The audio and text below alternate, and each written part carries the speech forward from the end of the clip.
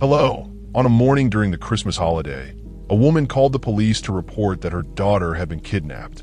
She discovered a ransom note in her home a few hours after making the report. Tragically, the woman's daughter was later found dead in the basement of their own house. After years of investigation, suspicion fell heavily on the girl's family members, leaving the truth of the case shrouded in mystery, as if sinking into an abyss. This case became known as one of the most enigmatic mysteries in the United States. The story takes place in Colorado, a state located east of the Rocky Mountains. With an average elevation of 2,072 meters, Colorado is the highest state among the 50 in the U.S. Its capital and largest city is Denver. In the northwest part of Denver, in the Bower District, lived a family of 4. The homeowner, JonBenét Ramsey, 53, was the president and CEO of a computer company and also a writer. His wife, Patsy Ramsey, often called Pete, was 40 years old and a homemaker. She was John's second wife. Together, they had 2 children, Burke Ramsey, 9, who was in elementary school, and JonBenét Ramsey, 6. The family was wealthy and well-known in their local community. On Christmas night in 1996, the family attended a party together. After the event, they returned home, said good night to each other, and went to their separate rooms to sleep. No one could have imagined the bizarre and unbelievable event that was about to unfold. Let's rewind to December 26, 1996, the day after Christmas. It was a Thursday.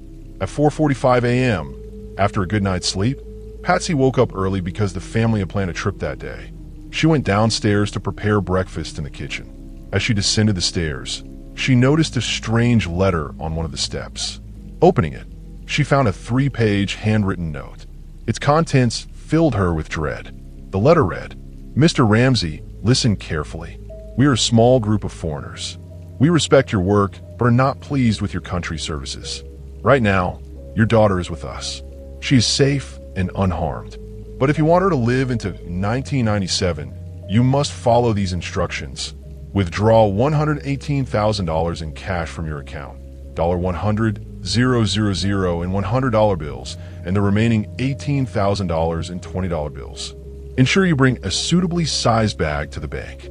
When you return home, place the money in a brown paper bag. I will call you tomorrow morning between 8 o'clock and 10 a.m. to arrange the delivery. The handover will be exhausting, so I suggest you rest. If we know you have the money early, we'll call sooner to set up the exchange, and you'll see your daughter sooner. Any deviation from my orders will result in your daughter's immediate execution. You won't even find her remains for a proper burial. The 2 gentlemen watching her don't particularly like you, so I advise you not to provoke them. If you tell anyone about this, police, FBI, or otherwise, your daughter will be beheaded. If we catch you talking to anyone, she dies. If you alert the authorities or the bank, she dies. If the money is marked or tampered with in any way, she dies. You could be fitted with tracking devices, and if we find any, she dies. You might try to outsmart us, but know that we're familiar with law enforcement tactics. You have a 99% chance of killing your daughter if you defy us. Follow our instructions, and you have a 100% chance of saving her. You and your family are under constant surveillance, as are the authorities. Don't try to outthink us. You're not the only big cat around, so don't assume killing is hard for us. Don't underestimate us, John. Use your common sense. It's up to you now, John. Victory. SBTC. Clearly, this was a ransom note threatening the life of their child if the demands weren't met. After reading it, Patsy rushed to her daughter's room but found JonBenét missing. In that moment, panic overwhelmed her. Her hands trembling, she ran back to the bedroom, woke her husband, and together they searched every corner of the house. Still, they couldn't find their daughter. At 5:52 a.m., despite the kidnapper's warning not to contact the police, Patsy made the call. The missing girl was JonBenét Ramsey, born on August 6, 1990, in Atlanta, Georgia. The family had moved to Bower, Colorado, 2 years after her birth. JonBenét was a strikingly beautiful child, blessed with intelligence and charm.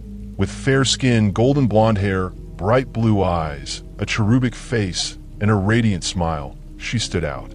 At just 6 years old, JonBenét had already become a celebrated child pageant star in the region. From a young age, she competed in numerous beauty contests, appeared on magazine covers, starred in advertisements, and won at least 5 titles, including Little Miss America, Little Miss Charlevoix, Little Miss Colorado, Colorado State All-Star Kids Cover Girl, and National Tiny Miss Beauty.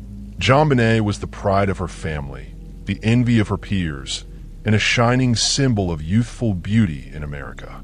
Many believe she was destined to become a top beauty icon in the future.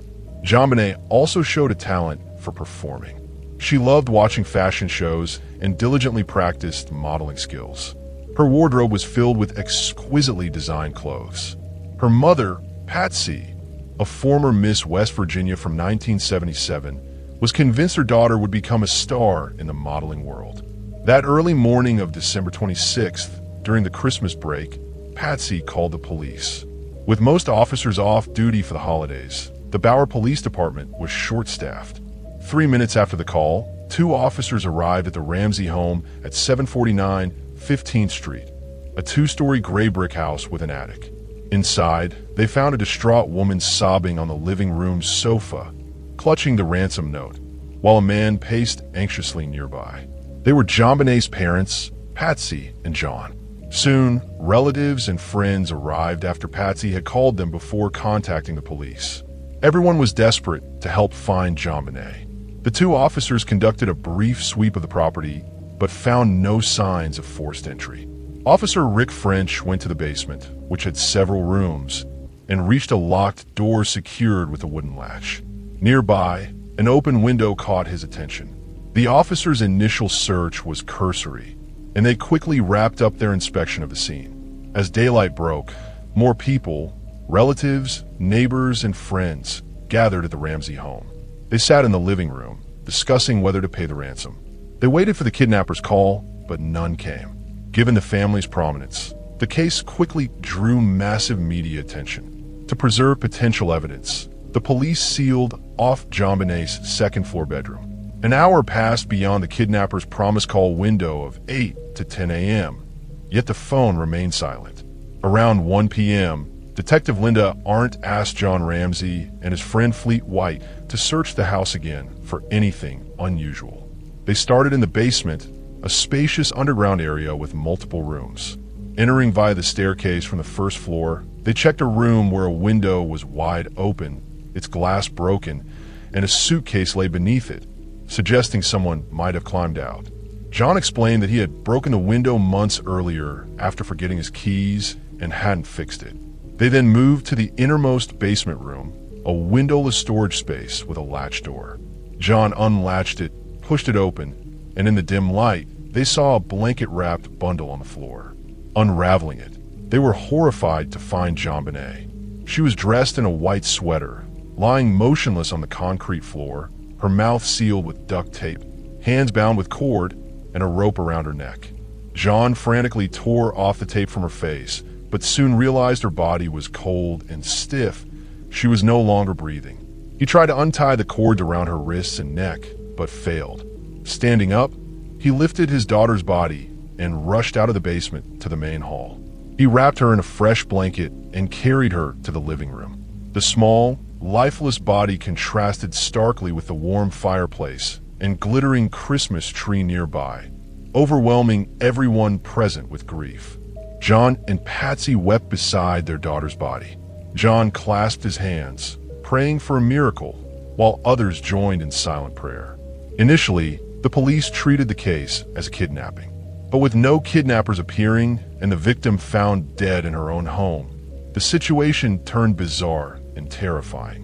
When backup arrived, the house was fully sealed off and a thorough investigation began. Unfortunately, nearly 8 hours had passed since the family reported the incident. The scene had been compromised by the presence of relatives, friends, and media, making evidence collection difficult. According to the Washington Crime Museum, the Ramsey family may have made critical errors after discovering JonBenét's body. They failed to preserve the house in its original state from the time she went missing until her body was found. Handling the body destroyed potential evidence, complicating the investigation. The ransom note, a key piece of evidence, had been touched by multiple people, rendering fingerprint analysis inconclusive beyond those present at the scene. Several oddities emerged about the note. The kidnappers demanded $118,000, an unusually precise amount. Typically, ransom demands are round numbers, but this figure matched John Ramsey's Christmas bonus, suggesting the perpetrator knew intimate details about the family. Financial analysis showed the Ramseys could have paid up to $1 million, making the $118,000 demand suspiciously specific. The note's language was verbose and riddled with inconsistencies, hinting at an attempt to mislead. Even more puzzling, it was written on paper and with a pen from the Ramsey home, raising suspicions that it might have been staged by John or Patsy. Misspellings like possession suggested a foreign writer, yet complex words like attaché, a French term with an accent Americans often omit, were correct. The phrase, a small foreign faction, was strange. Kidnappers usually project power, not smallness. The use of your account instead of bank and the shifting pronouns I to we added to the confusion. The signature SBTC remained unexplained. Forensic analysis confirmed the paper and pen belonged to the Ramseys. The note might have been written in the house while the family was present that night. Besides JonBenét, the household included John, Patsy, and 9-year-old Burke. Legally, all were potential suspects. The police collected fingerprints, blood, handwriting, and hair samples from the family. Autopsy reports revealed deep ligature marks on JonBenét's neck, with the cord embedded in her flesh. She had an 8-inch head wound and a skull fracture, likely from a heavy blow. Small burn marks on her face and back suggested a stun gun. The cause of death was unclear, possibly a combination of strangulation and head trauma, occurring on the night of the crime. Patsy called the police at 5:52 a.m., and officers arrived by 5:55. The ransom note's call window was 8 to 10 a.m. Had the police searched thoroughly upon arrival, they might have found JonBenét in the basement sooner, possibly alive. But with few officers on duty, they missed the opportunity. Investigators found a flashlight in the house that could have caused the head injury, though John and Patsy denied owning it. No clear strangulation marks matched the cord, and the duct tape might have been applied post-mortem to stage a kidnapping. The neck marks could have masked the fatal head wound. The autopsy noted friction and congestion in JonBenét's lower body, hinting at possible assault, though evidence was inconclusive. Her stomach contained undigested pineapple, eaten within 2 hours of death. A bowl of pineapple on the kitchen table bore Patsy's and Burke's fingerprints, yet both parents denied feeding her pineapple that night. Patsy said Burke slept through the night until police arrived, waking him hours later. An officer who stayed longest noted Patsy's emotional distress contrasted with John's calm demeanor as he prepared a ransom. The police tapped the phone, but no call came. The officer sensed the family wasn't expecting one, as if they knew the truth. Suspicion increasingly focused on the Ramseys. Was the killer a family member or an outsider? Local police viewed John and Patsy as prime suspects.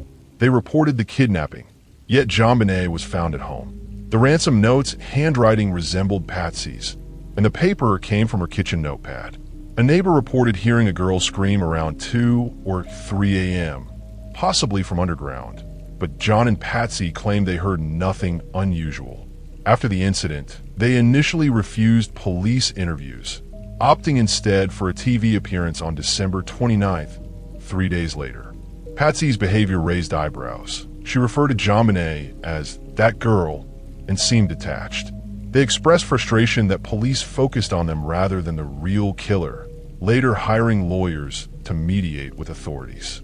On December 31st, 1996, JonBenét was buried at St. James Episcopal Cemetery in Marietta, Georgia, beside her half-sister Elizabeth Patsy Ramsey, who died in a car accident nearly 5 years earlier at 22. 4 months later, in April 1997, John and Patsy finally met with police, who pressed them to recall that night. Patsy said JonBenét went to bed after the party without eating, occasionally waking at night. She denied knowing about the pineapple, but her explanation didn't convince investigators. They theorized that JonBenét wet her bed, frustrating an exhausted Patsy after holiday preparations. In a heated moment, Patsy might have pushed JonBenét in the bathroom, causing her to slip, hit her head, and pass out. Panicked, Patsy called John, and they moved her to the basement, staging the kidnapping with a ransom note. This was speculation, lacking solid proof. Prosecutors disagreed, believing an intruder killed JonBenét. The ransom note, they argued, wasn't Patsy's work despite similarities. Handwriting experts later ruled her out. Police found an unfamiliar boot print near JonBenét's body, tracing it to a brand the Ramseys never owned, evidence of an outsider. The open basement window offered easy access. Theories suggested an intruder used a stun gun, explaining the burn marks, incapacitated JonBenét, took her to the basement, killed her, and left the note to mislead investigators. Police and prosecutors clashed over the killer's identity. 18 months later, on August 6, 1998, police halted the investigation, citing suspicions that prosecutors were bribed by the Ramseys. The couple faced nationwide condemnation. The case gripped the public, with theories abounding, some questioning if JonBenét, a pageant star often dressed provocatively, was targeted by a pedophile. Analysis of Patsy's 911 call raised doubts. After saying "hurry" repeatedly, she hung up abruptly, but the line didn't disconnect fully, possibly due to a rushed hang-up. Some heard voices in the background. Audio experts enhanced the recording, suggesting John said Burke wasn't upstairs when police were called. Others heard Burke's voice, though the audio was faint and inconclusive, possibly just noise. Patsy insisted Burke slept until police arrived, and Burke confirmed this, saying he heard a noise but was too sleepy to check. Another theory implicated Burke. As JonBenét shown in pageants, her parents' attention shifted to her, neglecting Burke. Past sibling conflicts included Burke hitting JonBenét with a golf club, leaving a scar. Perhaps after the Christmas party, JonBenét ate pineapple from the kitchen, enraging Burke. He grabbed a flashlight, struck her head, and killed her unintentionally. Their sleeping parents awoke to the tragedy and staged the kidnapping to protect him. This explained the pineapple and Patsy's denial. Burke was sent to a friend's house, delaying police questioning. A garrote made from a broken paintbrush handle, found in the bathroom, tightened the cord around JonBenét's neck. At 9, Burke might have lacked the strength to strangle her manually, making the garrote plausible. His later interviews showed odd behavior. When shown a photo of the pineapple bowl, he recognized it but denied knowing its contents, despite his fingerprints on it. Yet, no concrete evidence tied Burke to the crime.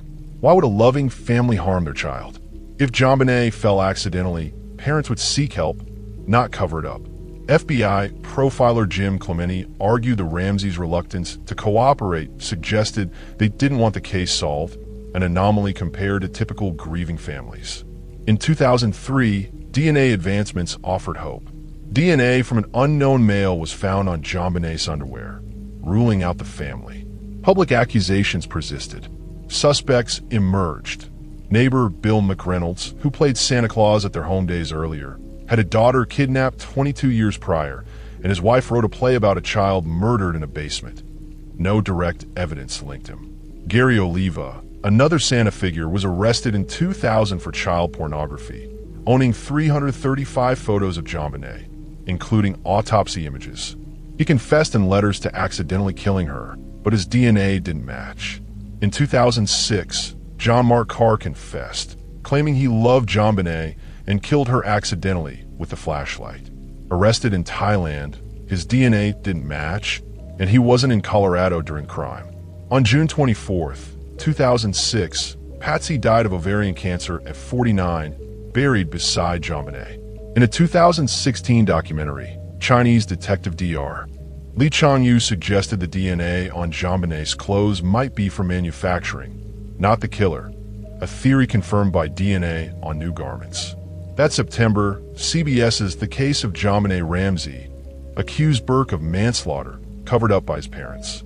The Ramseys sued CBS for defamation, calling the claims baseless. On September 12, 2016, Burke, then 29, spoke on Dr. Phil, denying involvement and blaming a pedophile from JonBenét's pageants. He smiled oddly during the interview, drawing criticism, though he insisted on justice for his sister. The case remains unsolved, a global mystery after 28 years. JonBenét would be 34 today. From a criminal psychology perspective, this case highlights family dynamics and jealousy as potential motives. Burke's possible resentment toward JonBenét's spotlight could have sparked violence, though his age limits intent. The Ramseys' actions, staging or not, reflect desperation to protect their image or child. Alternatively, an intruder fixated on JonBenét's beauty fits a predator profile. Without conclusive evidence, the truth eludes us, a testament to human complexity and investigative limits.